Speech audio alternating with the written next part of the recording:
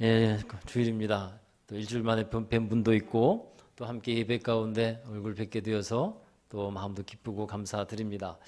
오늘 예배를 통해서 하나님 주시는 은혜와 평강이 여러분에게 가득하게 되리라고 믿습니다. 예, 오늘 말씀의 제목은 분열을 넘어 회복과 부흥으로 라는 제목인데 여러분 2010년도에 TV 프로그램 중에 아마존의 눈물이라고 하는 다큐멘터리가 있었어요. 보신 분들도 있으실 것 같지만 거기 다큐멘터리 내용 중에 이 아마존의 이 조회족이라고 하는 원시부족이 소개가 되었습니다. 이 조회족은 특징이 나무를 깎아서 턱에다 껴요. 그래서 뿔 같은 걸 이렇게 달고 다니는 원주민입니다. 근데 이 조회족에 특이한 풍습이 하나가 있어요. 그게 뭐냐면 간지럽히기 풍습이에요. 간지리기. 이들이 수렵과 사냥으로 양식을 얻는데 사냥으로 어떤 짐승을 잡아왔단 말이에요. 그러면 이제 그거를 다 가죽을 벗기고 고기를 이제 나눕니다. 그렇게 고기를 이렇게 자릅니다. 그래서 이제 각자 분배를 하는데 어떤 사람이 그 고기를 조금 가져가요. 수가 있어요. 조그만 게 걸리는 거예요. 그러면 그 조그만 거 걸린 사람은 삐집니다. 삐지면 한쪽에 구석이 들어서 심각하게 이렇게 손해가지고 삐져갖고 있어요. 그러면 간지리기 부대가 동원돼요. 그러면 다 모든 부족에 가서 막 간지럽히는 거예요. 그러면 삐져 있다가도 간지럽히면 웃음이 나잖아요. 그러면 게임 끝나는 거예요. 근데 그 간지럽히면서 어떤 마음을 갖냐 하면 이런 얘기예요. 나는 내가 화가 난 거 알아. 너 섭섭한 거 알아. 근데 빨리 풀어. 다음번에는 더 크고 좋은 놈 줄게. 이게 그 간지럽히기에 여기 들어가 있어요. 제가 이 다큐멘터리에 관한 글을 읽으면서 그런 생각이 들었어요. 우리 교회에도 간지리기 팀이 있었으면 좋겠다. 그래서 삐져 있으면 가서 간지리면 해결되어 갖고 오는 거예요. 알아. 그리고 자, 이거 한번 해봅시다. 옆에 여러분 옆에 한번 인사해 봅시다. 여러분 뭐 아침에 기분 나쁘게 오신 분 없으시죠?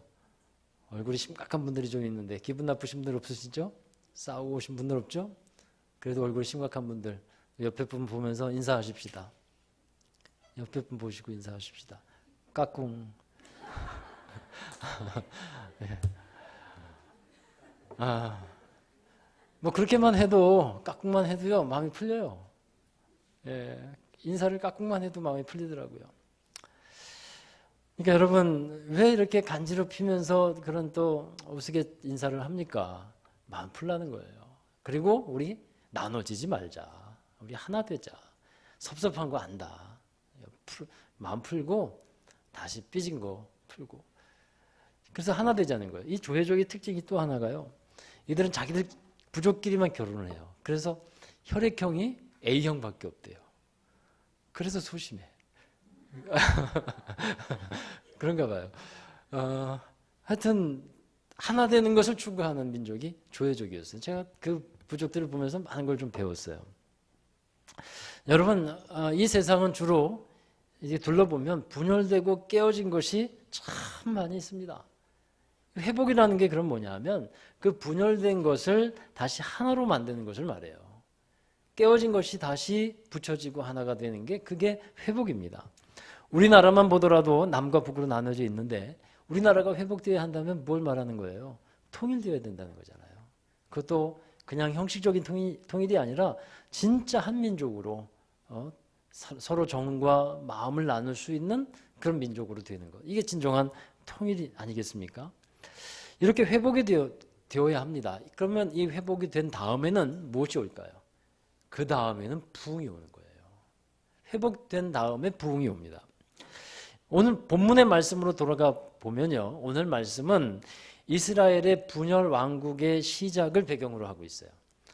그러니까 이스라엘이 우리나라처럼 북이스라엘과 남쪽 유다로 나뉘어지던 때가 있었는데 그 시기를 분열 왕국 시대라고 부릅니다.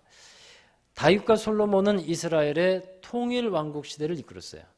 근데 솔로몬이 죽고 나서 솔로몬의 아들 르호보암이 왕이 됐는데 그 시기에 이스라엘이 남과 북으로 나눠지게 됩니다. 북쪽에는 이스라엘 12지파 중에 10개 지파가 모여서 서로 여로보암이라고 하는 사람을 왕으로 모시고 왕으로 세우고 그 북이스라엘을 이루었고, 남쪽에는 유다와 베냐민 지파가 남유다를 이루게 돼요. 근데 여러분, 이스라엘은 왜, 그럼 무엇 때문에 이 분열이 된 것일까? 성경을 보면 여러 가지 원인을 생각할 수 있는데 그 중 하나가 르호보암의 문제예요. 그 지도자인 르호보암이 왕이 되고 나니까 백성들로부터 여러 가지 요구 상황이 들어오게 돼요. 그러니까 나라의 그 정권이 바뀌면 민원들이 많이 발생하는 거 아시죠? 여기저기서 본물 터지듯 민원이 발생합니다. 그 많은 사람들이 민원을 넣었어요. 그때 그 백성들을 이끌고 있던 사람이 누구였냐면 여로보암이라고 하는 사람이에요. 여러분 아시는 분도 있겠습니다만 기억해 두십시오. 르호보암과 여로보암.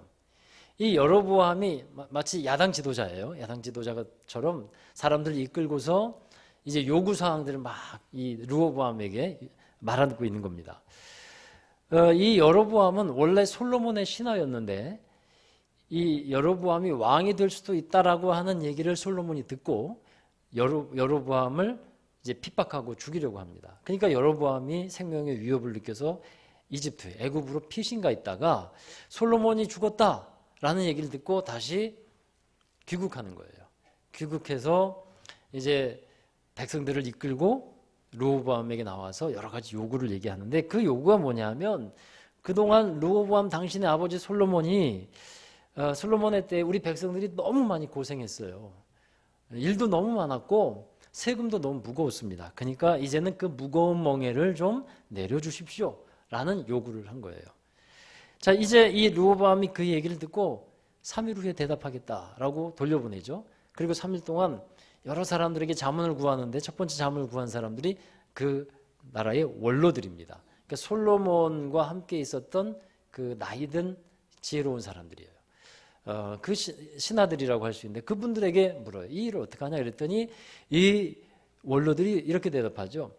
백성들을 후대하십시오.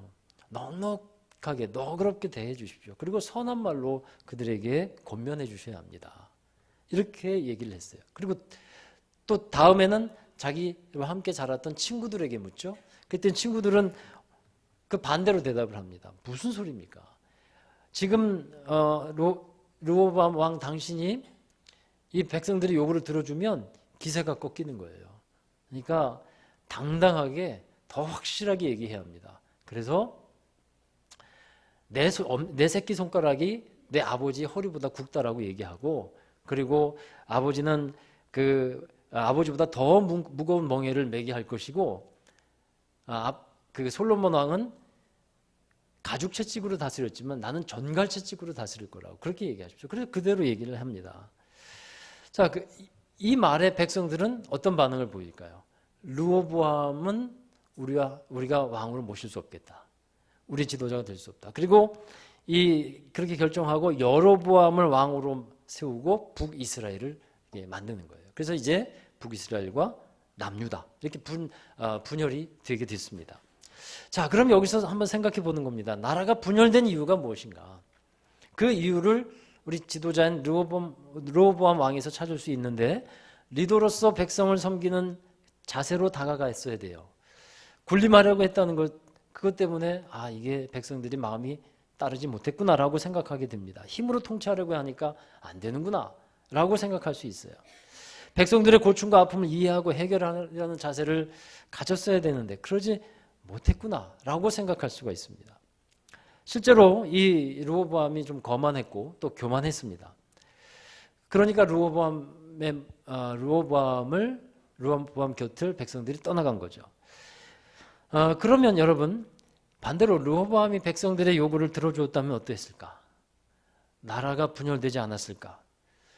그건 또 알 수 없는 일이에요. 그건 알 수 없는 일이에요. 근데 성경에서는요, 나라가 분열된 이유를 정확하게 알려주고 있는 게 있어요. 그 이유는 솔로몬이 우상을 섬겼던 죄로 인한 것이다 라고 분명히 말하고 있어요. 그러니까 르호보암의 부도덕함과 지도자로서의 부족함이 분명히 있습니다. 근데 그것 때문에 나라가 분열되었다라고 성경은 말하고 있지 않아요. 근데 성경이 말하고 있는 답은 뭐냐 하면 솔로몬이 우상을 섬겼던 죄가 있는데 그것 때문에 나라가 분열되어졌다라고 말하고 있습니다. 오늘 말씀 11장에 보면 이스라엘 10개 지파가 여로보암에게 붙어서 북이스라엘이라는 나라를 세우는 걸 보고 이제 르호보암이 군사 18만 명을 모아요. 그리고 전쟁을 해가지고 나라를 다시 회복하려고 이제 싸우러 나갑니다. 근데 하나님이 선지자 스마야에게 말씀을 담아주시는데 싸우러 가지 말아라 라고 말을 해요. 왜 그렇습니까? 이제 11장 1절에 나와 있습니다만 이 일이 하나님으로 말미암아 된 일이다 라고 말씀하고 있어요. 그러니까 나라가 북이스라엘과 남유다로 나누어진 것이 하나님께서 허락하신 일이다 라고 말씀하고 있다는 겁니다. 이스라엘이 북이스라엘과 남유다로 나누어지게 하셨느냐 하면 왜 그렇게 나눠지게 하셨냐 하면 직접적으로는 솔로몬의 죄 때문에 그렇다는 거예요. 그것을 열왕기상 11장 4절에서 이렇게 말씀하고 있어요. 자, 함께 읽어보실까요? 솔로몬의 나이가 많을 때에 그의 여인들이 그의 마음을 돌려, 지금 안 나오나요? 나오죠. 다시 읽어보세요. 시작. 솔로몬의 나이가 많을 때에 그의 여인들이 그의 마음을 돌려 다른 신들을 따르게 하였으므로 왕의 마음이 그의 아버지 다윗의 마음과 같지 아니하여 그의 하나님 여호와 앞에 온전하지 못하였으니. 그 다음에 말씀이 뭐냐 하면 그래서 나누시겠다는 말씀이에요. 11장 4절의 말씀이죠. 이 솔로몬의 죄는 이 말년에 뭐냐면 우상을 숭배한 거예요. 하나님이 우상을 섬기는 것을 가장 싫어하시고 가장 금하고 있는데 이 왕이었던 솔로몬이 이 많은 여인을 아내로 맞이하더니 급기야 우상을 허용하고 섬기는 데까지 나아갑니다.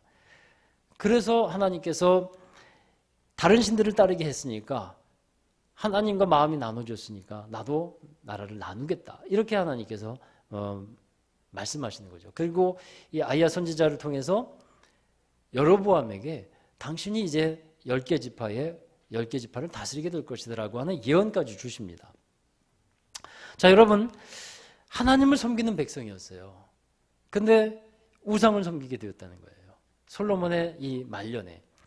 그 결과 분열을 경험하게 되는데 이 얘기는 하나님의 백성의 정체성을 잃어버렸다는 거예요. 여러분, 하나님의 백성의 정체성이 뭡니까? 하나님을 예배하는 예배자라고 하는 정체성이 있어요. 할렐루야. 예배자입니다. 예배자. 하나님의 백성의 정체성은 예배자가 첫 번째 순위예요. 하나님을 예배하지 않는다면 하나님의 백성이 될 수가 없습니다. 그래서 여러분, 신앙의 위기는 어디에 있냐면 바로 여기에서 오는 거예요. 어느 사람 때문에 위기가 오는 게 아니에요. 사람 탓을 많이 하는데 사람 때문이 아니에요. 르호보암 탓을 하는데 르호보암 때문이 아니라고 성경은 말하고 있어요. 하나님의 사람들이 그리스도인들이 본질을 잃어버리고 정체성을 잃어버리는데 위기가 있는 거예요. 그러면 신앙의 회복은 그 위기의 진단으로부터 오지 않겠습니까? 신앙의 회복은 또 교회의 회복은 다른 데 있지 않습니다. 이 정체성과 본질을 회복하는 데에 다시 되찾는 데에 회복이 있다 하는 사실이에요. 다시 한번 분명히 하는 것이 있다면 이스라엘이 이렇게 나누어지게 된 것은 우상을 섬겼던 죄의 결과라는 겁니다. 르호보암이 덕스럽지 못하고 리더로서 부족한 면이 있지만 그것만이 다가 아니라는 거죠. 백성들의 요구를 들어주지 않았기 때문에 나라가 분열된 것이 아니라는 겁니다. 죄로 말미암아서 하나님과 분열되고 나누어지니까 하나님의 사람들도 서로 나누어지는 거예요. 자, 여러분, 이러한 분열 속에서도 하나님으로 인하여 다시 회복되고 부흥하는 것을 갈망했던 사람들이 있어요. 오늘 말씀해 보면 13절부터 17절까지 보면 그 하나님의 회복과 부흥을 갈망했던 사람들이 나오는데 13절에 보시면 온 이스라엘 제사장과 레위 사람들이 르호보암에게로 돌아왔다라고 말씀하고 있습니다.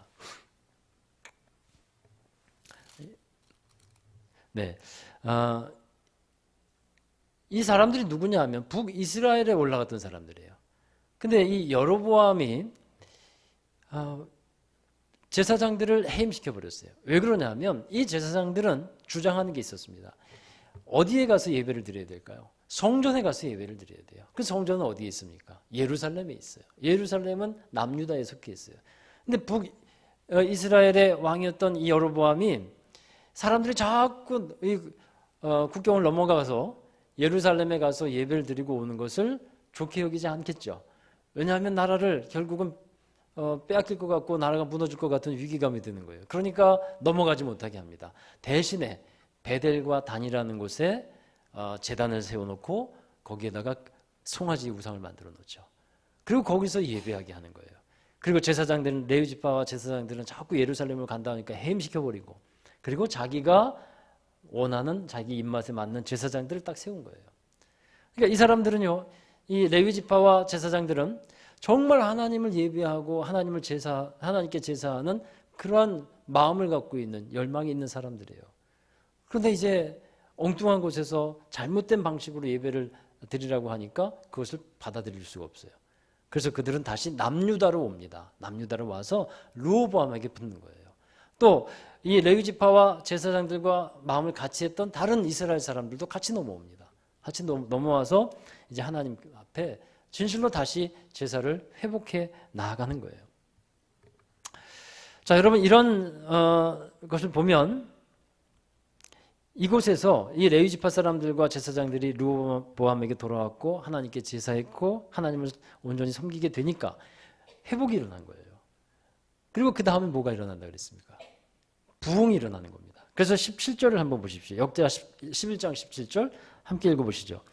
그러므로 3년 동안 유다 나라를 도와 솔로몬의 아들 르호보암을 강성하게 하였으니 이는 무리가 3년 동안을 다윗과 솔로몬의 길로 행하였음이더라.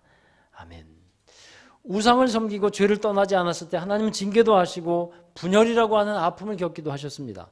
근데 다시 하나님께 돌아와서 우상을 멀리하고 죄를 멀리하고 오직 하나님만 섬기는 그런 사람으로 서게 되었을 때 다시 회복시키시고 다시 부흥케 하시는 그 놀라우신 역사를 이루어 가게 하셨다는 겁니다.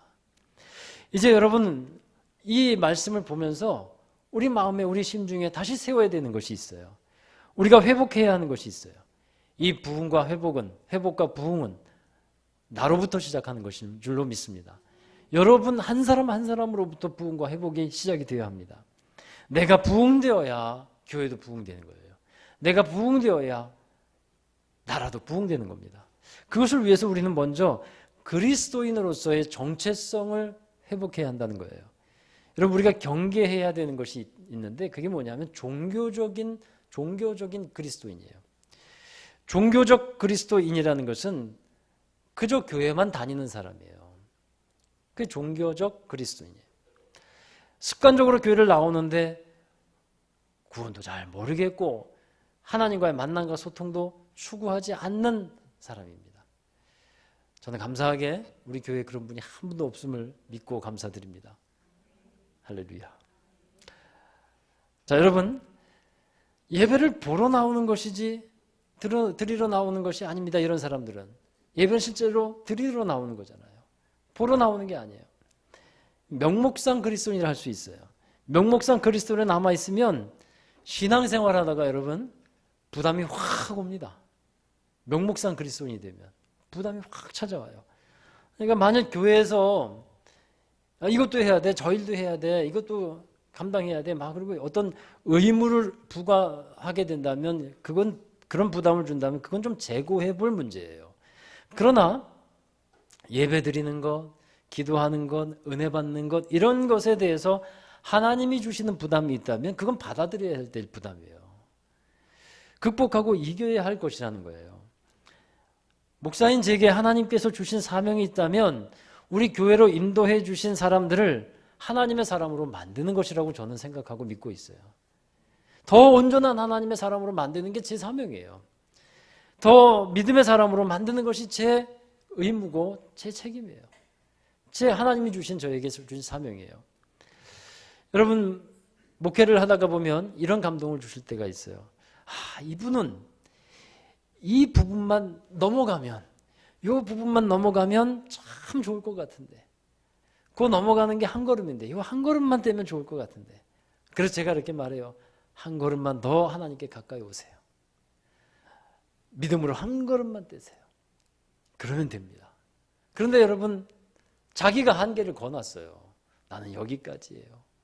나는 못 가요. 나는 여기가 최선이에요. 그러면 어떻게 될까요? 성장이 안 되는 거예요. 성장이 안 되면 어떻게 됩니까? 언젠가는 넘어집니다.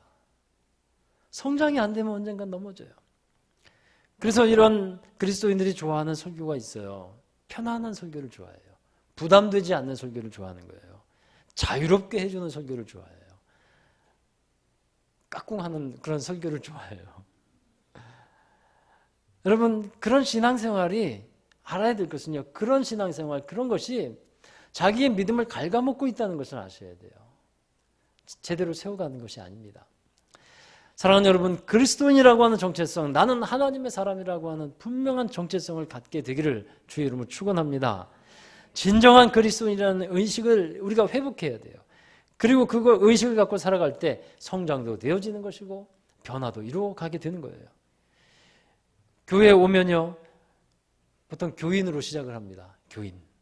교인 하면 교회 다니는 사람이에요. 그 교인이 교인으로 머물러 있으면 안 되잖아요. 성도가 되어야 합니다. 또 성도, 거룩한 하나님을 믿는 사람이 성도잖아요. 그럼 성도가 거기에 또 머물러 있으면 안 돼요. 제자가 되어야 되는 거예요. 정말로 주님을 따르는 제자가 되어야 돼요. 충성된 주님의 제자.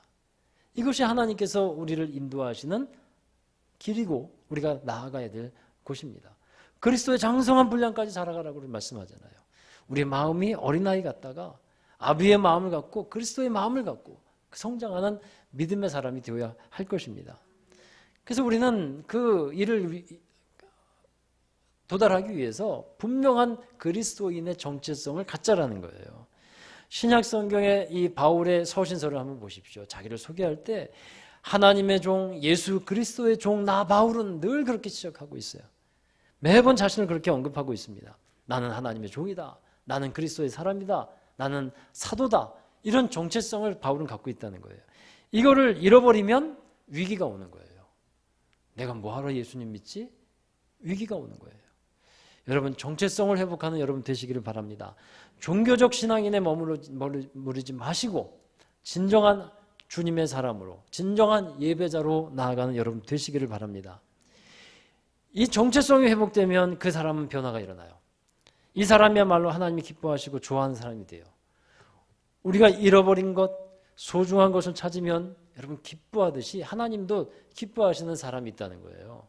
정말 믿음의 사람을 찾으면 하나님 기뻐하십니다. 진짜 그리스도인을 하나님께서 만나시고 찾으시면 너무도 기뻐하시는 거예요. 이 진짜 그리스도인은요, 변화된 그리스도인이에요. 변화의 핵심이 뭔지 아십니까? 여러분, 내 삶의 주인이 내가 아니고 예수 그리스도다. 이것을 고백하고 인정하며 살아가는 사람이에요. 그것을 적용하며 살아가는 거예요. 내 인생의 주인이 내가 아니다. 예수님이다. 그게 신앙생활의 핵심이에요. 죄의 본질이 뭐라고 가르쳐드렸습니까? 죄의 본질은 내가 주인이 되는 것이 죄의 본질이에요. 여러분, 내가 왕이 아닙니다. 내가 주인이 아닙니다. 예수님이 주인인 것이 바로 우리의 믿음이고 우리의 정체성이 되어야 할 줄로 믿습니다. 이 사람에게는 변화가 일어나는 거예요. 내 인생의 주인은 예수님이다. 이 사람에게 진정한 변화가 일어납니다. 여러분, 신앙생활하면서 기적 중의 기적 무엇인지 아시겠습니까? 기적 중의 기적은요, 변화가 안 되는 게 기적이에요. 이게 기적 중의 기적이에요. 예수님을 믿는데, 예수님을 진짜 믿는데, 아니 변화가 왜 안 됩니까? 예수님을 믿고 있는데 5년, 10년을 믿었는데도 변화가 안 되고 인생 그대로 그냥 변함없이 생활하고 있다면 이것은 국보급 기적이에요. 국보급이에요. 여러분, 왜냐하면 예수님은 우리 안에 계시면 변화를 일으키시는 분이기 때문에 그래요. 복음은 우리 안에 들어와서 변화를 일으킵니다. 내 생각을 바꾸고요, 내 삶을 바꿉니다. 내 행동을 바꾸고 내 인격을 바꿉니다. 그래서 변화되는 게 당연한 거예요. 복음이 아무리 귀중한 것이고 소중한 것이어도 나를 변화시키지 않는 복음은 복음이 될 수가 없는 겁니다. 사랑하는 여러분, 오늘 말씀에 나오는 여로보암이 저지른 죄악이 무엇입니까? 이스라엘의 10지파 사람들이 모여서 왕으로 추대해서 왕이 됩니다. 그리고는 왕의 자리에서 하나님을 몰아내는 거예요. 자기가 왕이 되어버렸어요. 명목상으로는 왕이 됐지만 실제적으로는 왕은 하나님이신 것을 인정해야 되는데 그가 하나님을 예배하는 것을 막아버립니다. 우상을 만들어 놓고 하나님을 잘못 섬기게 합니다. 이게 정치적인 종교 행위였어요. 하나님이 여러분 다윗을 경우를 보면 하나님이 다윗을 왕으로 세우고 다윗을 기뻐했던 이유가 뭡니까? 다윗은 자기가 왕이 됐지만 자기 위에 실질적인 왕이 하나님이 계시다는 것을 인정했어요. 자기가 왕이지만 하나님 없이는 자기가 왕이 될 수 없다. 진정한 왕은 하나님이시다. 이렇게 고백했기 때문에 하나님이 기뻐하시고 인정하시는 사람인 거죠.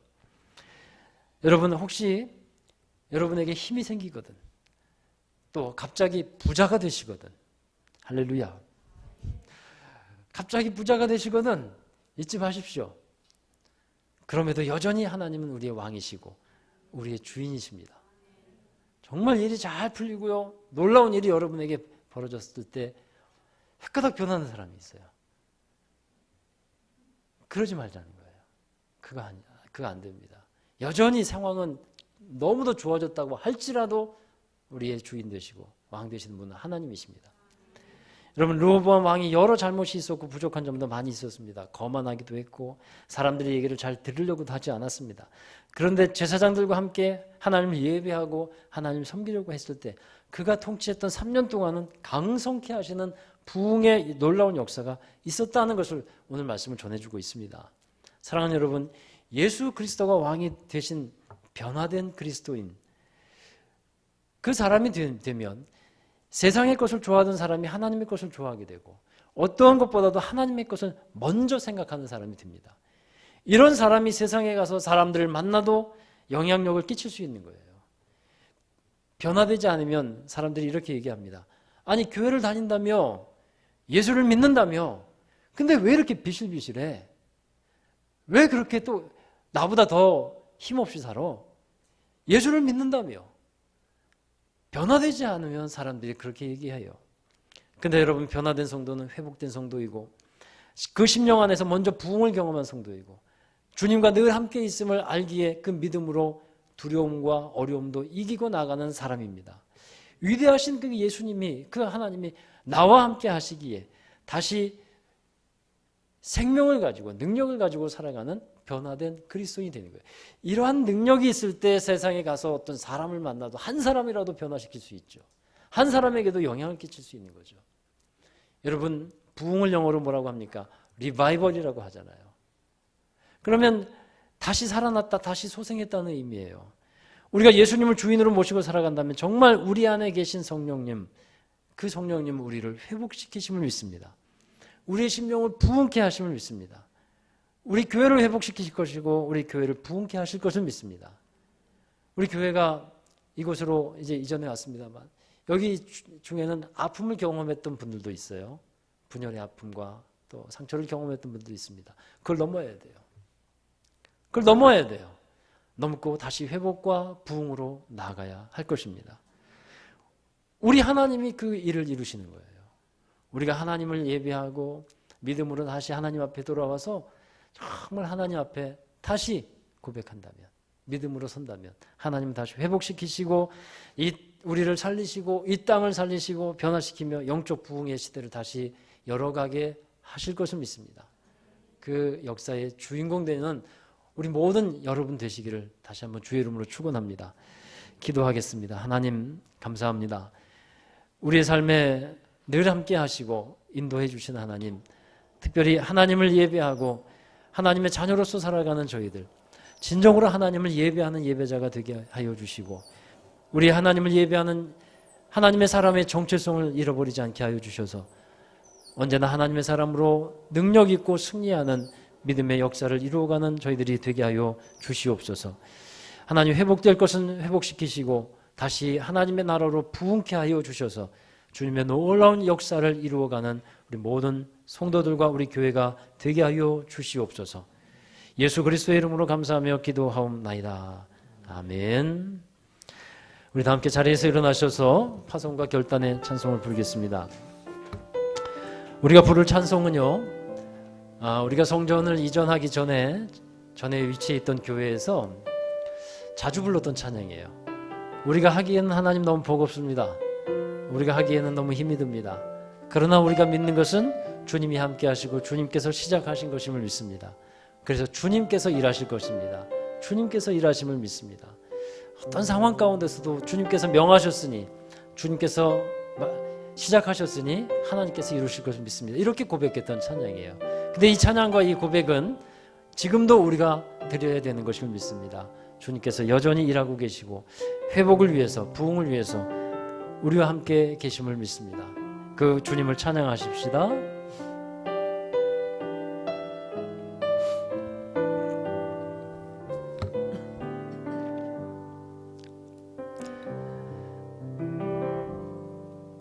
날이 저물어 갈 때, 빈들에서 걸을 때, 그때가 하나님의 때.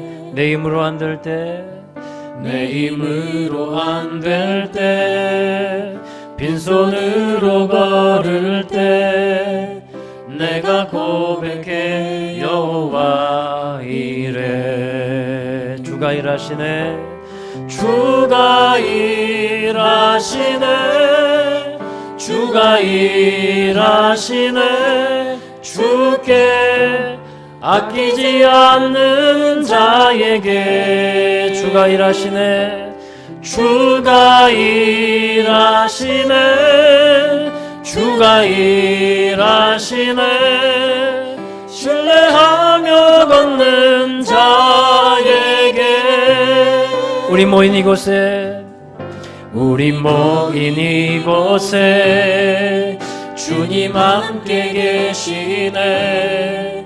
누리네 아버지 은혜. 적은 떡과 물고기, 적은 떡과 물고기, 내 모든 걸 드릴 때 모두 고백해 여호와 일. 주가 일하십니다. 주가 일하시네, 주가 일하시네. 주께 아끼지 않는 자에게 주가 일하시네, 주가 일하시네. 신뢰하며 걷는 자의 주가 일하시네, 주가 일하시네, 주가 일하시네. 주께 아끼지 않는 자에게 주가 일하시네, 주가 일하시네. 신뢰하며 걷는 자, 우리 한 번 더 고백하십시다. 주가 일하시네, 주가 일하시네, 주가 일하시네. 주께 아끼지 않는 자에게 우리 마음을 주님께 드리며 고백합시다. 주가 일하시네, 주가 일하시네. 신뢰하며 걷는 자에게, 신뢰하며 걷는 자에게, 신뢰하며 걷는 자에게. 우리 함께 기도하십시다. 우리 회복과 부흥을 위해서 기도하십시다. 내가 하는 것이 아니고 하나님께서 행하십니다. 하나님께서 때로는 아프게도 하시지만 그러나 다시 싸매고 다시 고치시는 분이기도 하십니다. 회복하게 하시고 부흥케 하시는 분이십니다. 우리 하나님께서 일하심을 우리가 믿고 주님을 신뢰하며 주님의 말씀에 보조를 맞춰 나아갈 때 주님께서 일하시는 것을 분명히 우리는 경험하게 될 것입니다. 우리 그리스도인의 정체성을 회복하고 주님께서 일하시는 것을 분명히 믿으며 주님께 믿음과 순종으로 나아가십시다. 우리 함께 통성으로 기도하시겠습니다. 거룩하신 아버지 하나님, 감사드립니다. 우리의 삶에